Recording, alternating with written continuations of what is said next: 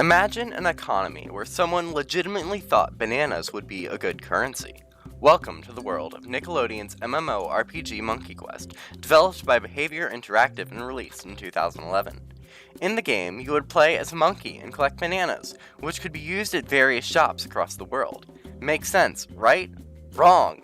I have spent hours on end researching this game and how it could possibly make any logical sense under any economic system, but at the end of the day, the world of this game should be crumbling under economic turmoil, and a French Revolution Part 2 should be knocking at Mayor Bumby's door.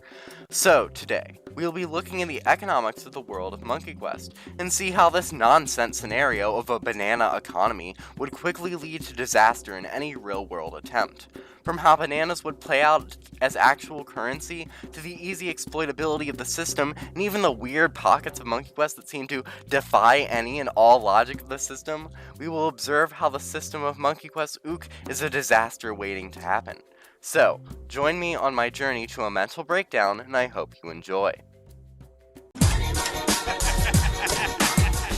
Now, before we epically destroy this game with facts and logics, we need to talk about some basic economic theory.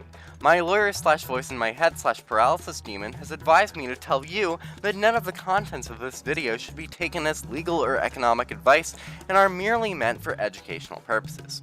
Anyway, let's talk about mercantilism.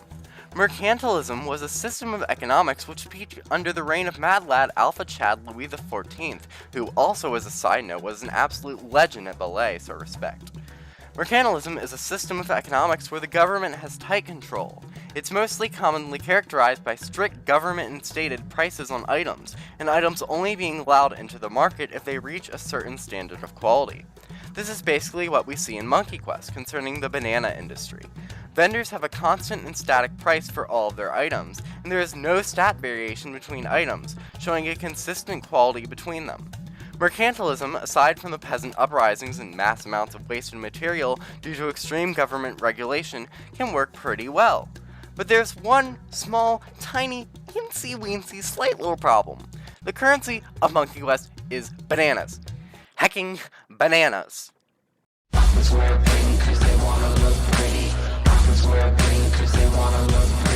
Bananas are the main currency of Monkey Quest. An important factor of mercantilism is the government control not only of trade, but of the currency. The reason mercantilism somewhat worked was because the amount of circulated currency was usually fairly regulated, keeping prices at a stable level. If the amount of currency circulating increases, the price of goods is going to naturally increase as well.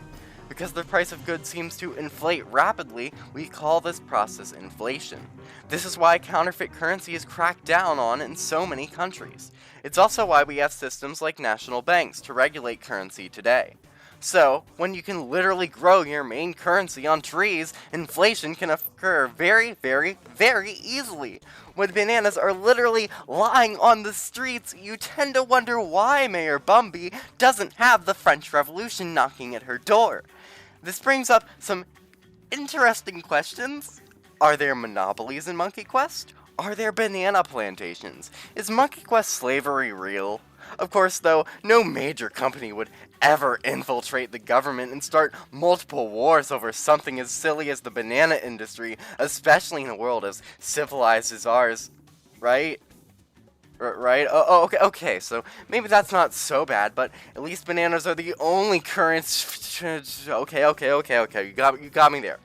But at least there isn't some massive part of society going against the government with a seemingly different economic system. Oh, come on!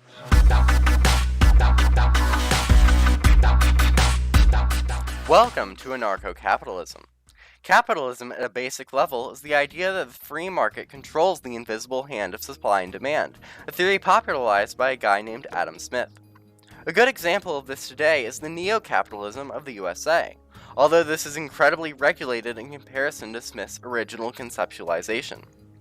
Anarcho-capitalism, on the other hand, says, hey, what if we did Adam Smith's capitalism but with no regulations? It attempts to have the free market control all of supply and demand. The sea dragons of Monkey Quest are, in theory, an example of this. If we want to get real semantic, the sea dragons would technically be minarchist as they still have a small pirate government to resolve disputes, but even this is shaky at best. But that's besides the point. The sea dragons do have a pirate code, but the general way of living is quite anarcho-capitalist. There's just one small problem. The main currency that sea dragons go on after is, drumroll please, gold! Guys, why? Sea dragons are literally the only ones who rebel against the system, and yet they use it to accumulate gold? But it gets worse. Their shops still operate on bananas? Why does Blacktail even have all this gold? Is there some secret banana to gold conversion rate I don't know about? Where does all of their power come from? Does Blacktail run a secret underground banana plantation? Is Blacktail the CEO of Chiquita? Who planted all these bananas? Where did all these bananas even come from in the first place? How does Nick Cash come into play? Does anyone know what they're doing? Please stop the pain, send help!